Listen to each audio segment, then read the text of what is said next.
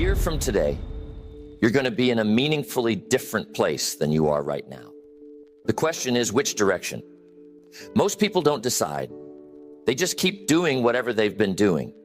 And the year drifts them somewhere, usually somewhere similar to where they started, or slightly further along the same path that wasn't quite working. And here's the truth. The shape of the next year of your life is determined by a small number of decisions you'll make, deliberately or by default. Not big dramatic decisions, small ones. Decisions about how you spend your evenings, how you respond to drama, how you treat the people around you, how you handle these small, uncomfortable moments that come up dozens of times a week. Each decision is tiny. Cumulatively, they reshape your life. You see, most people focus on the big decisions and ignore the small ones. They think the big career move, the big relationship change, the big purchase will be what shapes the year. Usually it isn't.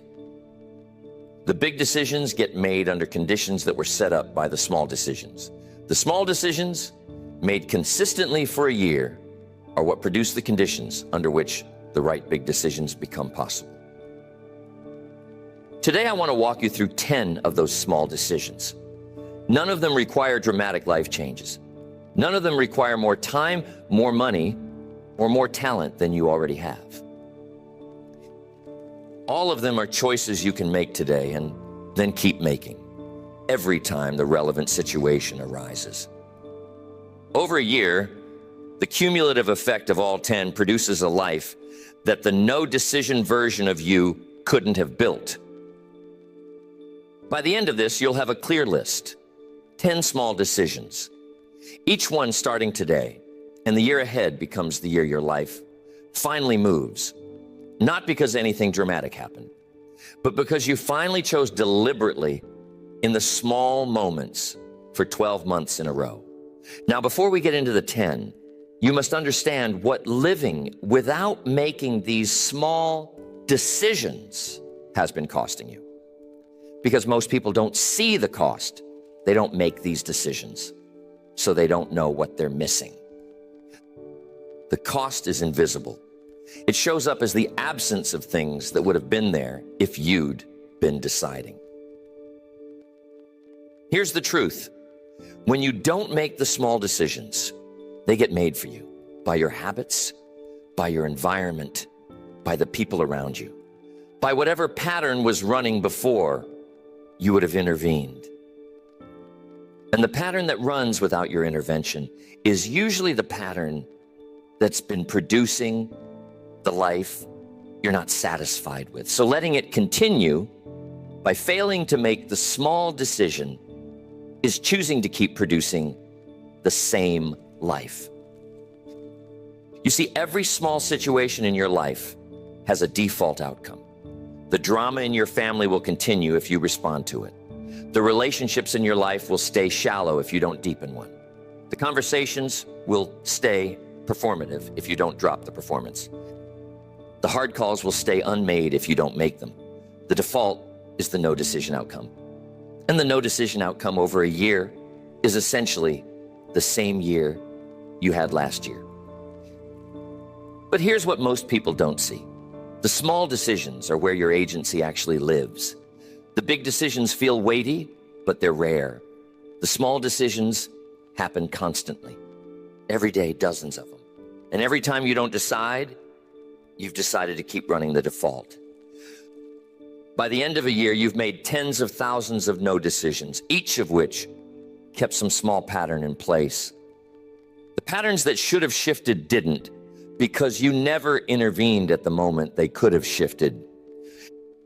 You must take this seriously, because the version of you who finally starts making the small decisions deliberately in 12 months produces a life that the no decision version of you literally couldn't produce in a decade. Every single day, the patterns that took root because you didn't decide are the patterns that have been organizing your life. Interrupting them with deliberate choice in the small moments is what actually changes things. 10 decisions, each one specific, each one available to you in situations that arise multiple times a week. Today, 10 of them. By the end, you'll know exactly which choices you've been making by default. And you'll know exactly what to choose instead, starting tomorrow, in the next dozen small situations that come up. Number one, you must decide today to stop responding to drama you didn't create. Because most people are getting pulled into drama daily. That has nothing to do with their actual life. Family conflicts they got dragged into. Work disputes they have no stake in. Social tensions among people they barely know. The pulling in feels involuntary. It isn't. There's a decision point each time, and most people aren't making it consciously. You see, drama recruits. It always has. Somebody else's conflict presented to you asks you to take a side, to weigh in, to respond. And the social pressure to respond is real. You don't want to seem cold. You don't want to seem like you don't care. You cannot let this continue. So you get pulled in, dispute by dispute, and your weekly emotional energy is eaten by other people's situations. Here's the truth. The drama you didn't create is not yours to solve. Most of the time, your involvement does not help. It just adds another voice to a situation that already had too many voices. Your withdrawal, on the other hand, models a quieter way of being that often de-escalates the situation while protecting your own energy for the things that actually matter to you. The fix is to install a default response. When somebody brings you drama you didn't create, you listen briefly, acknowledge their feelings, and decline to take a side. You don't have to be cold. You can say, "That sounds hard. I hope you all work it out." Then you move on. The drama does not become your drama. The energy stays with you. Over a year of running this decision, the amount of mental energy you've reclaimed from other people's drama is enormous. You have bandwidth for your own life. You have space for your own work. You have presence for the people who actually need you. And the drama around you settles down a little because you're no longer feeding it with your attention. Next, decide to apply one simple filter to every spending choice. Would your future self 10 years from now respect this purchase? Not approve of it. Respect it. Look back at it and think, yes, that was a reasonable use of resources given who I was becoming. You see, most spending decisions are made by your present self, with no input from any other version of you. The present self wants what feels good now. The present self has limited patience. The present self does not always think about consequences. And the spending pattern that results is the pattern your present self alone would create, which is rarely the pattern that produces the life you actually want. Here's the truth. The future self filter changes a lot of decisions. Not all of them. Some purchases are still going to be present.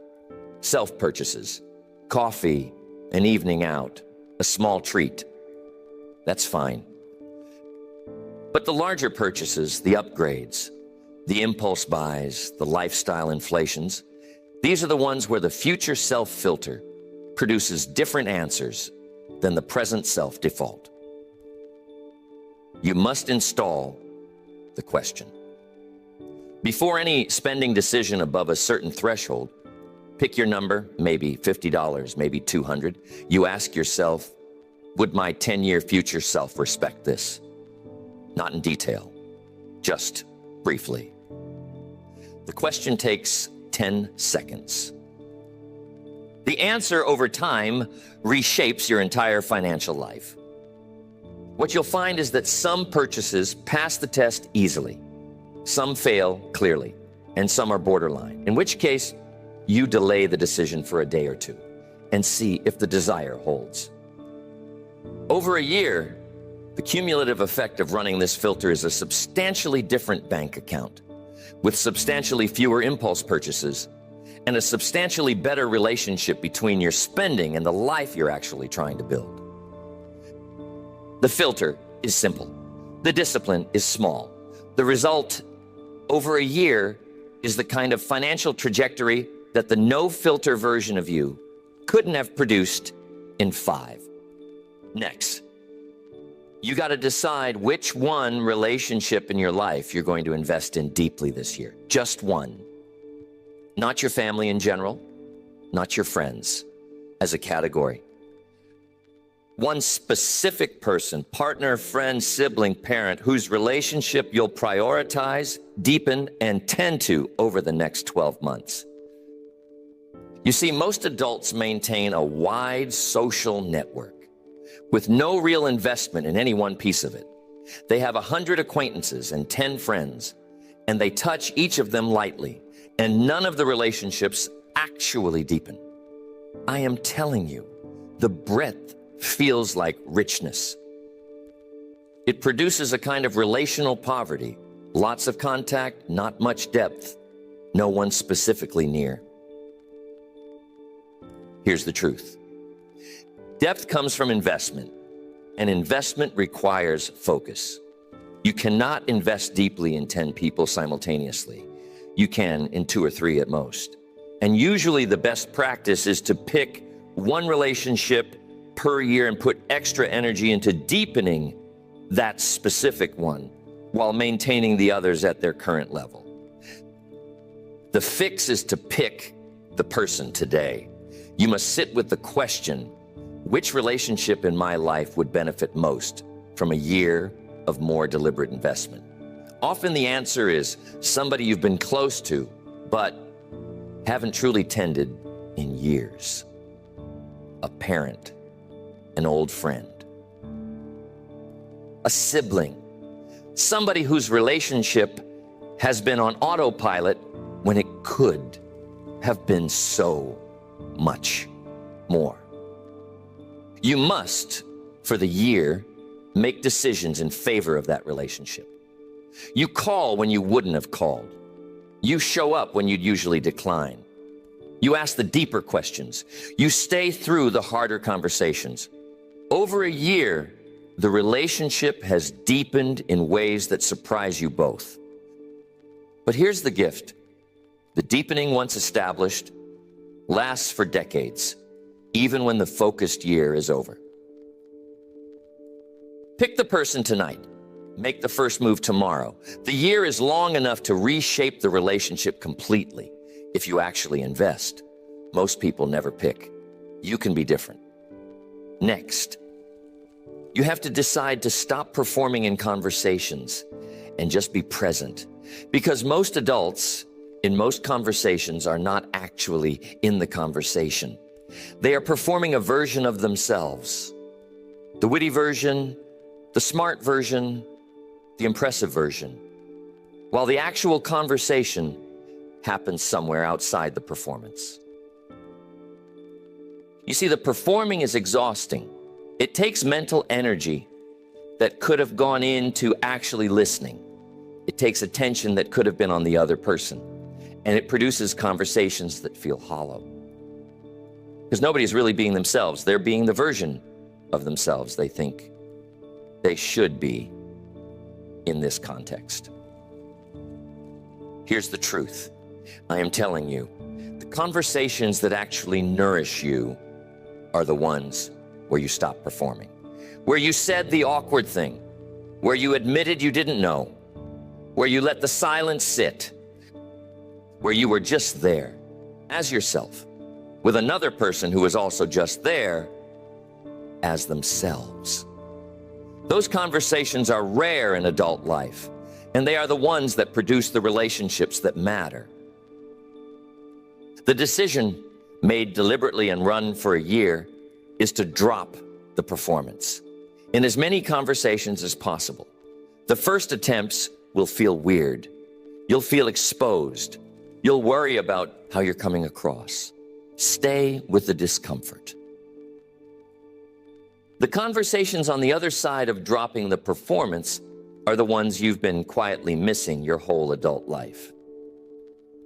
You must keep coming back to it. You won't drop it perfectly. Some conversations still pull you into performance mode. That's fine. But every time you notice, you can choose to come back.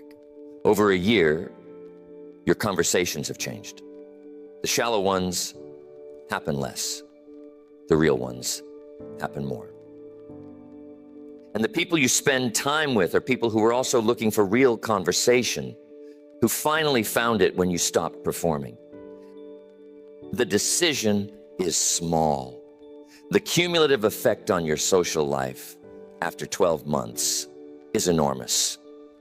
Next, decide that whenever you're trying to figure something out, a problem, a decision, a tangle of feelings, you write it down instead of just thinking about it.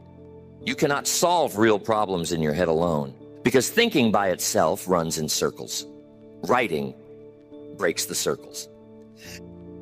And the act of putting your situation into words on paper is what produces the clarity that pure thinking almost never produces. You see, most adults try to solve problems in their head.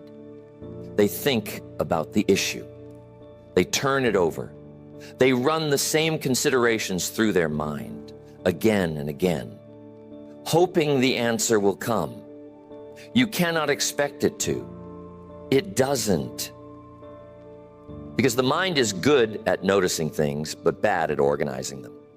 The organizing happens through the act of writing, which forces sequence, structure, and language on what was previously a loop. Here's the truth.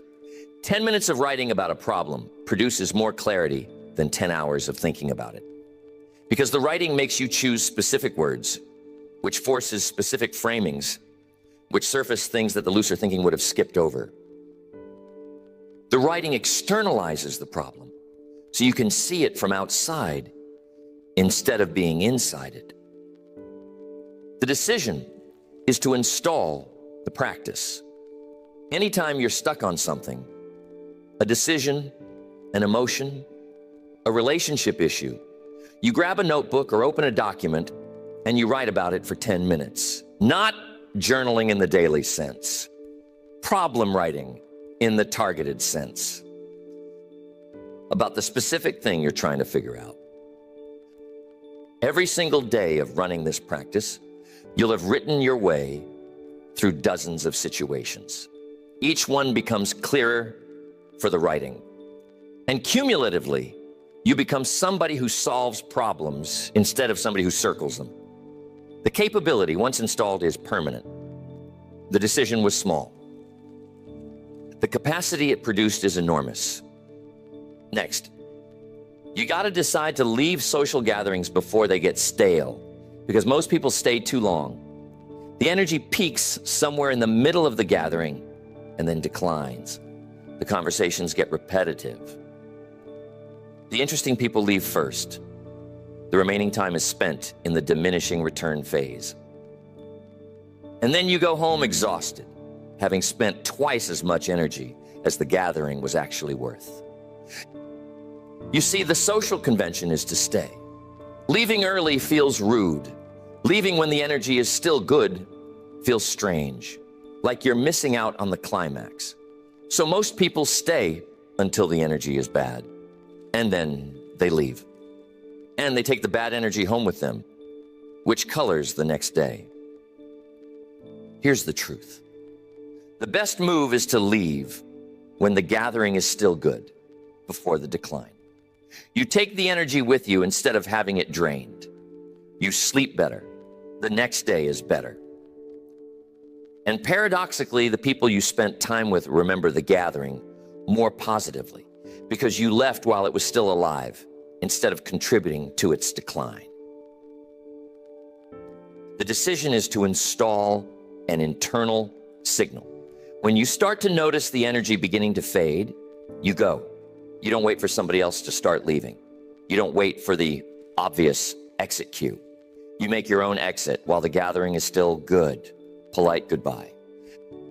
Quick exit, home before the decline.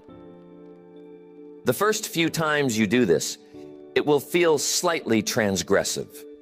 People will notice. Some will mention it. You have to not worry about it. By the third or fourth time, your friends know. You leave a little early. You stay sharp. You're somebody whose energy is protected. Over a year, you have been to dozens of gatherings without ever crashing afterward. The energy you've protected has gone into the things that actually matter. Next, you must decide to be the first one to address tension or discomfort in any room. The person who names what others are avoiding. The person who asks the question nobody else is asking. The person who acknowledges what's actually going on. This is one of the most transformative single decisions a developing adult can make. You see, most rooms have tension. Family dinners, work meetings, social gatherings, conversations between two people. There's almost always something not being said, a frustration, a question, a discomfort, an obvious issue that everyone is pretending not to notice. And most people, most of the time, choose to maintain the pretense, to not address it, to not be the one who breaks the silence. Let me tell you about a man I once knew. He was in his early 40s, competent, smart, well-liked, quietly stuck. He had been at the same level professionally for years, and his relationships, while pleasant, had a sameness that suggested they weren't really growing. We spoke about it. And one of the things we discovered in the course of our conversation was that he was uniformly avoiding tension. In every room he entered, when something needed to be addressed, he waited for somebody else to address it. Usually nobody did. The tension stayed. The conversation stayed surface. The relationship stayed pleasant but shallow. I asked him to try something for a year. In every room where he noticed tension, he was going to be the first one to name it. Not aggressively, gently, with curiosity. Something like, there seems to be something going on here that we're not talking about. Is that worth addressing? Or, I notice we keep coming back to this. Can we look at it directly? The phrasing varied. The move was the same. Be the one who breaks the avoidance. The first few times, it terrified him. He felt rude. He felt presumptuous. He felt like he was overstepping. He did it anyway because he had committed to trying. And what he found was that the rooms changed. The tension once named almost always dissolved or got addressed. People relaxed. The conversations got real. The relationships started moving in ways they hadn't moved for years. At work, the same thing happened. The meetings where he had been the quiet, competent one became meetings where he was the one who said what others were thinking. He noticed himself being listened to in a way he hadn't been listened to before. He noticed being included in conversations he had previously been left out of. A year in, he told me, the single decision changed everything. Not because I became more aggressive or more vocal, because I became the person who would name what others were avoiding. People treat that person differently.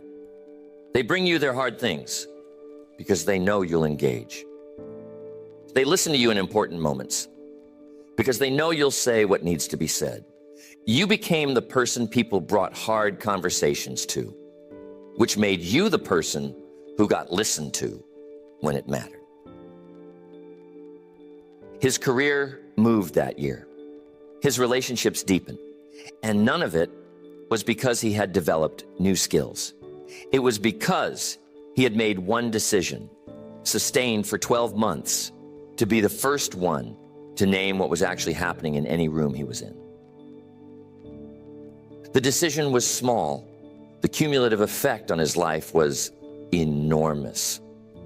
Next, you have to decide that every Sunday evening you make one phone call you have been avoiding. Just one. The hard call. The one that's been sitting on your list for weeks. The one with the difficult person. the unresolved issue, the conversation you've been postponing because it would require something of you that the easier calls don't. You see, most adults accumulate a backlog of unmade hard calls. The relative they should reach out to, the colleague they need to follow up with, the friend they've been ducking, the doctor's office they haven't called, the disputed bill they haven't resolved. Each call on its own is small.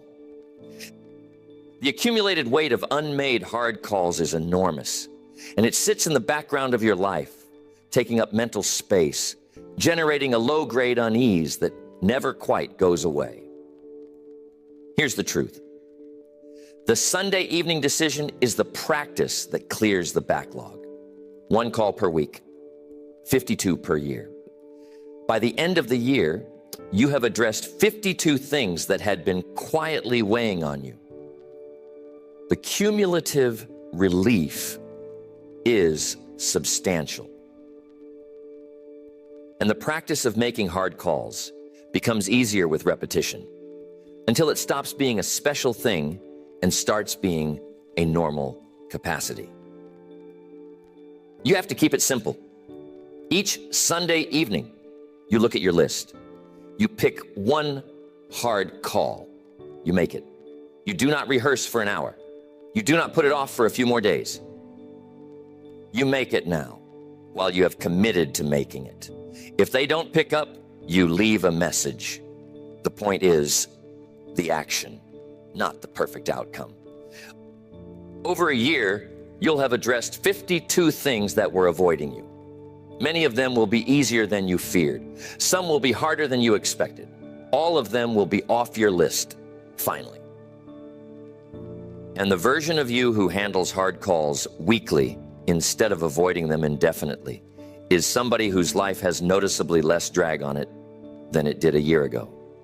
Next, decide that you read for 30 minutes before bed every night instead of watching entertainment, because the last input of your day shapes your sleep, your dreams, and the first thoughts of the next morning. And the difference between ending the day with a book and ending it with passive entertainment is enormous, accumulated over a year. You see, most adults end their day with the most low-effort input available: television, radio, mindless watching. The brain ends the day having been fed something that produced nothing: no learning, no reflection, no quiet, no building of any capacity. And then sleep happens in that state, which is why so many adults wake up feeling like they haven't really rested. Here's the truth. 30 minutes of reading before bed changes the entire shape of the evening and the night. The brain has been fed something with structure and language. The transition to sleep is calmer. The morning starts in a different mental state. And over a year, the cumulative effect is 180 hours of reading you wouldn't have done otherwise. Substantial books, multiple subjects, real intellectual nourishment. You got to install the swap.